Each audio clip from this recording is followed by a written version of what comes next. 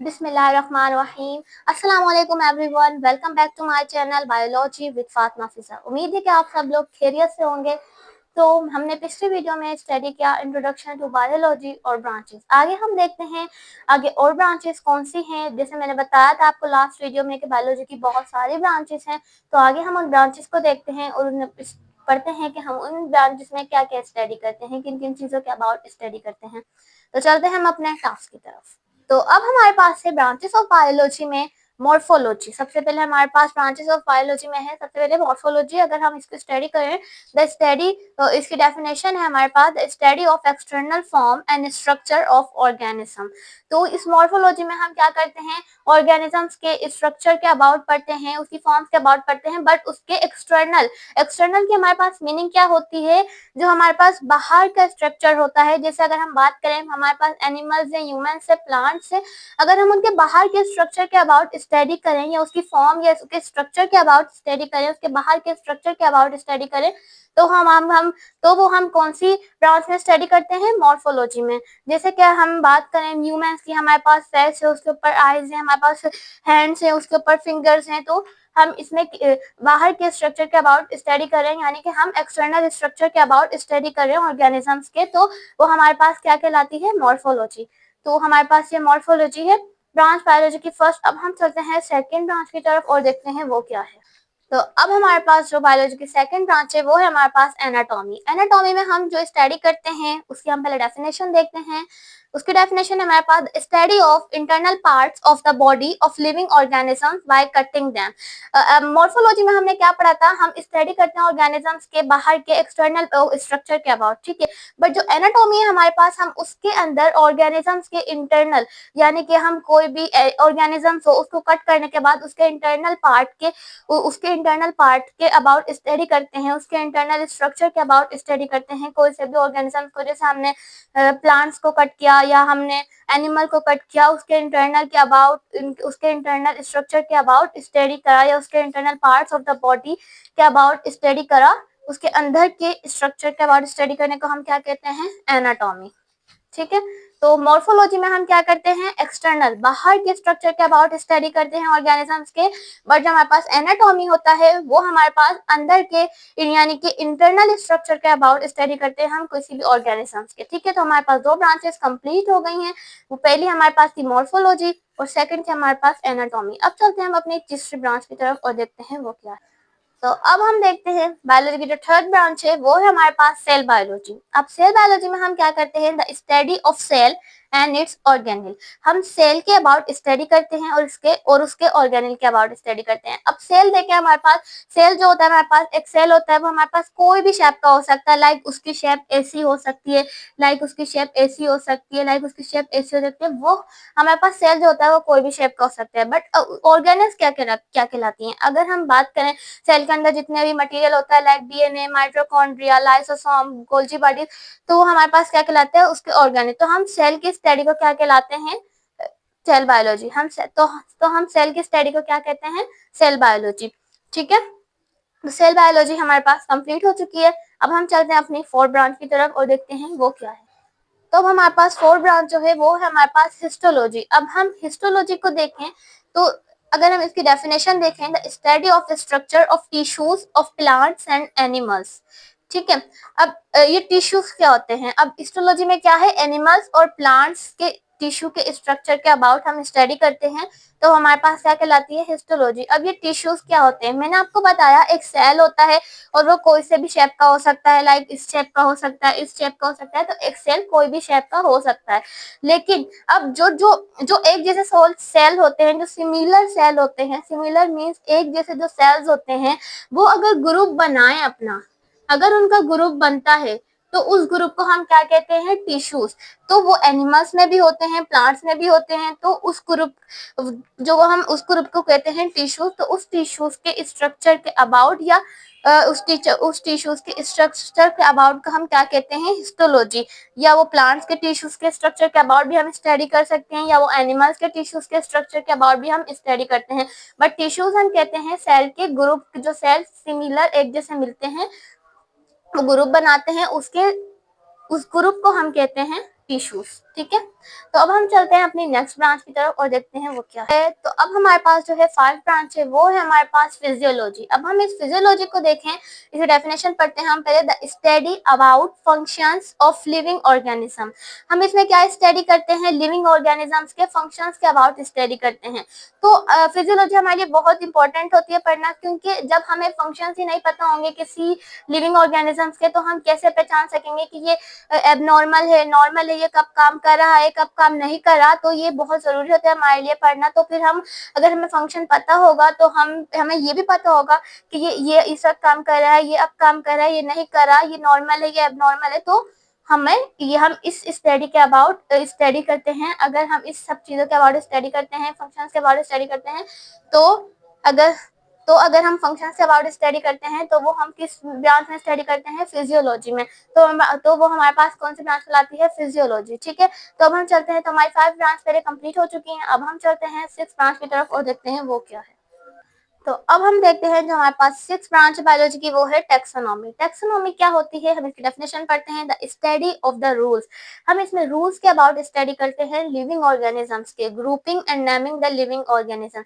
हम living organisms के rules के अबाउट स्टडी करते हैं, उनके बेसिस ऑफ रूल के अबाउट स्टडी करते हैं और उनके ग्रुप बनाते हैं और उनको नेम देते हैं। जैसे अगर हम कोई टीम बनाते हैं, तो उसमें हम मेंबर सेलेक्ट करते हैं कि इस टीम में इतने मेंबर, इस टीम में इतने मेंबर, और हम उनको नाम दे देते हैं कि ये इस टीम में है, ये इस टीम में है।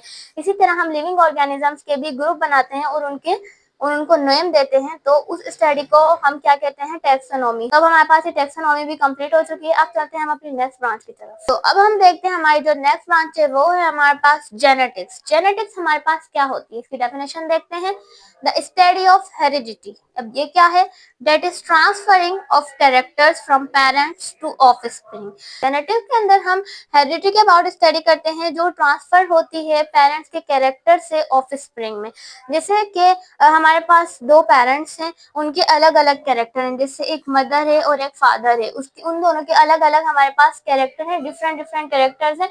तो हम जेनेटिक्स की स्टडी करके हमारे पास इंफॉर्मेशन आ सकती है कि जो बेबी प्रोड्यूस होगा तो उसके अंदर कौन सा कैरेक्टर हो सकता है। तो इस तरह की स्टडी को वो जेनेटिक की स्टडी कहलाती है। इस टाइप की स्टडी को, तो वो हमारे पास कौन सी स्टडी कहलाती है, जेनेटिक स्टडी कहलाती है। हेरिडिटी की स्टडी हमारे पास जेनेटिक स्टडी कहलाती है। हम हेरिडिटी की जितनी भी स्टडी होती है हम कौन से ब्रांच में करते हैं, जेनेटिक स्टडी में। और वो क्या होती है, जो ट्रांसफर होते हैं, जो पेरेंट्स के कैरेक्टर्स ट्रांसफर होते हैं चाइल्ड्स में, तो वो कहलाती है हमारे पास जेनेटिक्स। ठीक है, अब हम चलते हैं अपनी नेक्स्ट ब्रांच की तरफ और देखते हैं वो क्या है।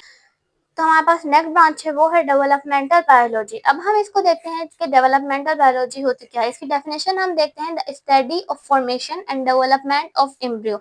ये स्टडी होती है एम्ब्रियो के डेवलपमेंट और फॉर्मेशन की। बट एम्ब्रियो है क्या, अब हम देखते हैं एम्ब्रियो है क्या। जैसे कि हमारे पास फादर है और मदर है। फादर का हमारे पास स्पर्म आता है और मदर का ओवम आता है। तो वो मिलकर एक क्या बनाते हैं, जाइगोट बनाते हैं। ये एक सेल होता है जिससे ह्यूमन बनता है और उसके अंदर ट्रिलियन सेल होते हैं। एक सेल से ट्रिलियन सेल होते हैं। तो और ये प्रोसेस फॉर 9 मंथ चलता है कंटिन्यूअसली। तो उसको हम क्या बोलते हैं, एम्ब्रियो। और इस स्टडी को हम क्या बोलते हैं, एम्ब्रियो की स्टडी की फॉर्मेशन को या डेवलपमेंट को डेवलपमेंटल बायोलॉजी। तो अब हम चलते हैं नेक्स्ट ब्रांच की तरफ। तो अब हमारे पास है नेक्स्ट ब्रांच एनवायरमेंटल बायोलॉजी। अब ये क्या कह रहा है, the study of relationship between. हम इसमें स्टडी करते हैं रिलेशनशिप के अबाउट, किसमें, लिविंग ऑर्गेनिजम्स और non living factor of environment and their effect on each other. हम इसके अंदर उनके रिलेशनशिप के अबाउट स्टडी करते हैं लिविंग ऑर्गेनिजम्स और नॉन लिविंग ऑर्गेनिजम्स के, कि उनका एक दूसरे के ऊपर क्या इफेक्ट है, उनके एनवायरनमेंट के अबाउट स्टडी करते हैं। जैसे कि हम बात करें, हमारे पास लिविंग ऑर्गेनिजम्स तो हमें पता है, ठीक है, और नॉन लिविंग ऑर्गेनिज्म हमारे पास है वाटर, सनलाइट, एयर। तो इनके भी तो हमारे पास ये भी तो इफेक्ट करते हैं ना लिविंग ऑर्गेनिजम्स पर। तो उनके इफेक्ट एक दूसरे के ऊपर क्या है, उसकी स्टडी को हम क्या कहते हैं, उसके एनवायरनमेंट की स्टडी को हम क्या कहते हैं, एनवायरमेंटल बायोलॉजी। तो अब हम चलते हैं अपनी नेक्स्ट ब्रांच की तरफ और देखते हैं वो कौन सी है। तो अब हमारे पास जो नेक्स्ट ब्रांच है वो है हमारे पास पैलियोंटोलॉजी। पैलियोंटोलॉजी को हम देखें, the study of past organic life with the help of fossils. ये फॉसिल्स की मदद से स्टडी की जाती है पास्ट ऑर्गेनिक और लाइफ। जैसे कि हमारे पास पास्ट में ऑर्गेनिजम्स थे, वो लिविंग थे, बट अब नॉन लिविंग है, अब उनकी 0% है, अब वो नॉन लिविंग है, अब वो लिविंग नहीं है। तो उसके अबाउट की स्टडी को हम क्या कहते हैं, पैलियोंटोलॉजी। ठीक है, हम और इस स्टडी को हम पैलियोंटोलॉजी में ही करते हैं। जैसे जैसे कि अब वो नॉन लिविंग है, तो लेकिन अभी भी उनके कुछ इफेक्ट होते हैं और अभी भी उनकी कुछ चीजें पाई जाती हैं, जैसे कि हमें पत्थरों में पाई जाती हैं, पहाड़ों में पाई जाती हैं, उनकी बोन्स मिल जाती हैं, और फिर उस शेप्स को उनकी बोन्स को देखकर उनको वापस से उनकी बोन्स को इकट्ठा कर वापस से ऑर्गेनिज्म बनाया जाता है कि वो किस तरह से दिखते थे, और कोशिश की जाती है उनको पहचानने की कि वो किस तरह के ऑर्गेनिज्म थे, किस तरह से दिखते थे। तो उसकी हम पास्ट के बारे में स्टडी करते हैं, उन लिविंग ऑर्गेनिजम्स की जो पास्ट में लिविंग थे बट अब नॉन लिविंग है, उस स्टडी को हम पैलियोंटोलॉजी कहते हैं, और with the help of fossil से ये स्टडी की जाती है पैलियोंटोलॉजी में। ठीक है, तो अब चलते हैं हम अपनी नेक्स्ट ब्रांच की तरफ। तो अब हमारे पास है नेक्स्ट ब्रांच है बायोटेक्नोलॉजी। इसको हम पढ़ते हैं the study about technique for manipulation of gene to bring the changes in structure and location of genes to achieve desirable characters is called biotechnology. अब बायोटेक्नोलॉजी जो हमारे पास होती है वो होती है, ये एक स्टडी होती है, ये एक स्टडी होती है अबाउट किसकी, मैनिपुलेशन की। मैनिपुलेशन मतलब जैसे कि अगर हम बात करें, हम अपने फायदे के लिए, मैनकाइंड के फायदे के लिए प्रोडक्शन बनाते हैं खुद की पसंद की, किसी और ऑर्गेनिज्म का मटेरियल किसी और ऑर्गेनिज्म ने यूज करके। अगर हम बात करें, हमारे पास दूध होता है, उससे दही बनती है, ये भी किसकी वजह से ही बनती है, हमारे पास बायोटेक्नोलॉजी की वजह से ही बनती है। तो इस स्टडी को हम क्या कहते हैं, बायोटेक्नोलॉजी। हम अगर अपनी पसंद का प्रोडक्शन बनाए किसी और ऑर्गेनिजम्स का मटेरियल यूज करके किसी और ऑर्गेनिजम्स में, हम वो किस में स्टडी करते हैं, बायोटेक्नोलॉजी में। ठीक है, तो ये हमारे पास बायोटेक्नोलॉजी। अब चलते हैं हम अपनी नेक्स्ट ब्रांच की तरफ, और वो देखते हैं हम वो कौन सी है। नेक्स्ट ब्रांच है वो है हमारे पास सोशियोबायोलॉजी। सोशियोबायोलॉजी हमारे पास क्या होती है, the study of social behaviour of living organisms with each other. जो सोशल बिहेवियर होता है, जो ऑर्गेनिजम्स का बिहेवियर होता है एक दूसरे के साथ, डिफरेंट डिफरेंट ऑर्गेनिजम्स होते हैं जैसे कि प्लांट, एनिमल्स, ह्यूमन बींग्स, तो उनका एक दूसरे के साथ जो बिहेवियर होता है, उनके अपने मेंबर्स के साथ बिहेवियर होता है, उनके डिफरेंट मेंबर्स के साथ बिहेवियर होता है। जैसे ह्यूमंस का ह्यूमंस के साथ क्या बिहेवियर है, एनिमल्स का एनिमल्स के साथ क्या बिहेवियर है, या एनिमल्स का ह्यूमंस के साथ क्या बिहेवियर है, ह्यूमंस का प्लांट के साथ क्या बिहेवियर है, उनका एक दूसरे का बिहेवियर जो होता है, उस स्टडी को हम क्या कहते हैं, सोशियोबायोलॉजी। उनके बिहेवियर के अबाउट हम स्टडी करते हैं, कौन से ब्रांच में, सोशियोबायोलॉजी की ब्रांच है। अब चलते हैं हम अपनी नेक्स्ट ब्रांच की तरफ। तो अब हमारे पास नेक्स्ट ब्रांच है पैरासाइटोलॉजी। तो हमारे पास पैरासाइटोलॉजी क्या होती है, द स्टडी ऑफ पैरासाइट्स। हम क्या करते हैं, पैरासाइट्स की स्टडी करते हैं, बट हमारे पास पैरासाइट्स क्या होते हैं, जो ऑर्गेनिज्म दूसरे ऑर्गेनिज्म से फूड ऑब्टेन करते हैं, फूड ऑब्टेन करने के बाद उनको बदले में नुकसान देते हैं या कोई डिजीज देते हैं।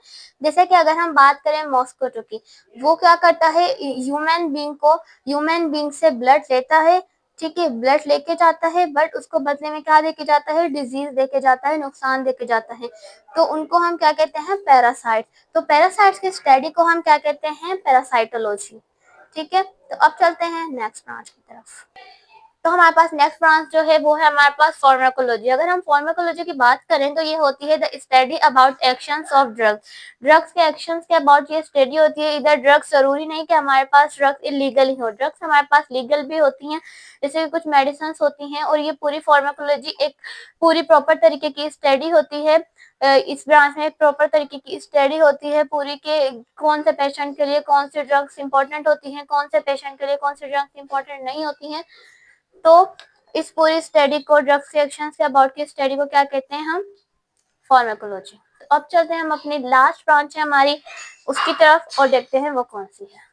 तो हमारे पास बायोलॉजी की जो लास्ट ब्रांच है वो है हमारे पास मॉलिक्यूलर बायोलॉजी। अगर हम इस मॉलिक्यूलर बायोलॉजी को देखें तो हम इसमें स्टडी करते हैं the study of organic molecule.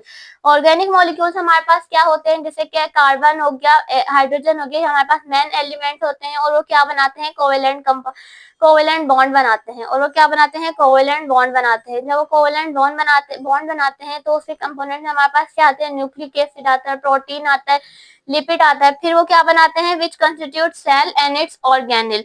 फिर जो हमारे पास प्रोटीन, न्यूक्लिक एसिड, लिपिड होते हैं वो क्या बनाते हैं, जैसे हमारे पास प्रोटीन, न्यूक्लिक एसिड और लिपिड ने मिलकर हमारे पास क्या बनाया, माइटोकॉन्ड्रिया बना दिया। ठीक है, ऑर्गेनिज्म मैंने आपको बताया था क्या होता है, जो सेल के अंदर होता है, जैसे कि माइटोकॉन्ड्रिया हो गया और एंडोप्लाज्मिक रेटिक्यूलम हो गया, गोल्गी बॉडीज हो गया।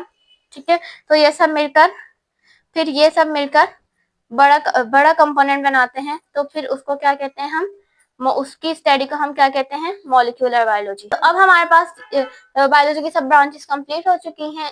उम्मीद है कि आपको ये लेक्चर पसंद आया होगा। तो अगर लेक्चर पसंद आया हो तो उसको लाइक करना ना भूलें और बेल आइकन पर प्रेस करें ताकि मैं नेक्स्ट लेक्चर लाऊं तो आप लोगों को उसका नोटिफिकेशन मिल जाए। इंशाल्लाह मैं नेक्स्ट लेक्चर जल्दी लाऊंगी। जब तक के लिए मुझे इजाजत दे, अल्लाह हाफिज।